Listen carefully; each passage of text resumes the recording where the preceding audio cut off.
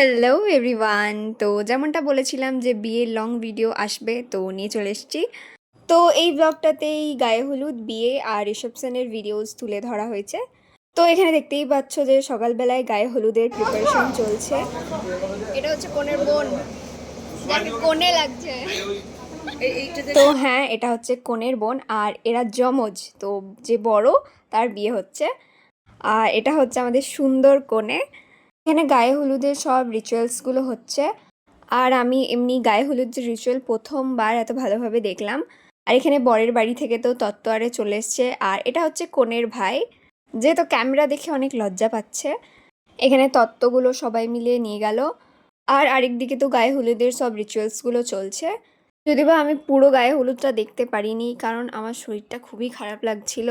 জানি না হঠাৎ এমনি শরীরটা কেন খারাপ লাগছিল।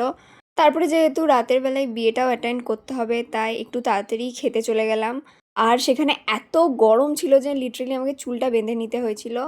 দেন খেয়ে দিয়ে তো ঘর চলে এলাম যাতে একটু রেস্ট করতে পারি, নাহলে শরীরটা যদি বেশি খারাপ হয়ে যায় তখন বিয়েটা অ্যাটেন্ড করতে পারবো না। আর সেই দিন তো এত বৃষ্টি পড়ছিল যে হিলগুলো পরে চলা যাচ্ছিল না, শুধু স্লিপ খাচ্ছিল। তো এখন বাজছে ওই 4টে মতন। আর এখন সবাই যাবে জল সইতে, বাট আমি যাচ্ছি না, মা যাবে। কারণ আমার শরীরটা ভালো লাগছে না একদম। আবার যেহেতু আর 1-2 ঘন্টার পরই আবার রেডি হতে হবে, তাই।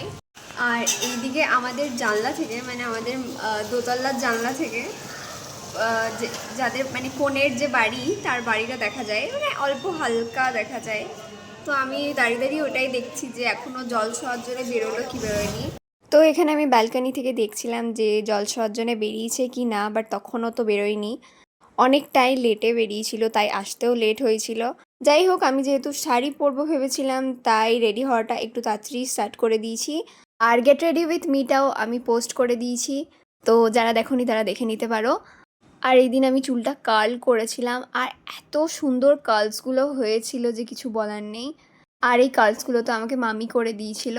আর ফাইনাল লুকটা তো এত সুন্দর এসেছিল যে বলার কিছু নেই। আমার তো এই দিনের লুকটা ফেভারেট হয়ে গেছে। যাই হোক, তারপর আমরা ভেন্যুর উদ্দেশ্যে বেরিয়ে গেছিলাম। আর এখানে তো ব্রাইডও চলে এসছে, আর ব্রাইডকে তো খুবই সুন্দর লাগছিল। আর এখানের এত বাজে ক্যামেরা কোয়ালিটির জন্য সরি।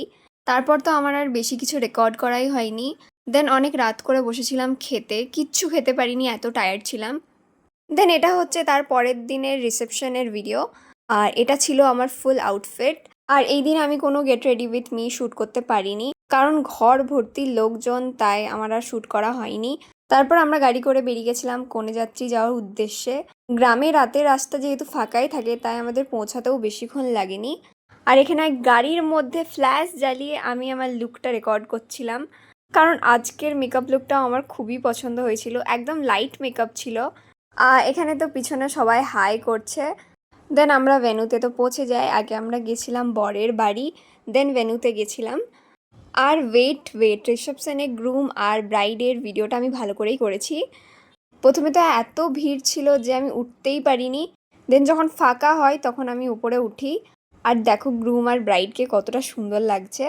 দেন তো একটা ফাঁকা জায়গায় ফ্যানের নিচে বসে যাই, কারণ এত গরম লাগছিল যে বলার কিচ্ছু নেই। আর ওপর থেকে চুলটা তো খোলা ছিল, তাই আরও বেশি গরম লাগছিল। যাই হোক, এরপর আর বেশি ক্লিপ নেওয়া হয়নি। আমরা তাড়াতাড়ি খেয়ে বেরিয়ে গেছিলাম, কারণ পরের দিন সকালে আবার ঘরের উদ্দেশ্যে বেরোতে হবে। আর আমি গাড়িতে বসে বসেই মেকআপ জুয়েলারি সব রিমুভ করে দিয়েছিলাম। আর আসার সময় তো অনেক ট্রাফিক পেয়েছিলাম রাস্তাতে। তো এই ব্লগটা তোমাদের কেমন লাগলো আমাকে অবশ্যই কমেন্টে জানিও। তো ওকে, বাই।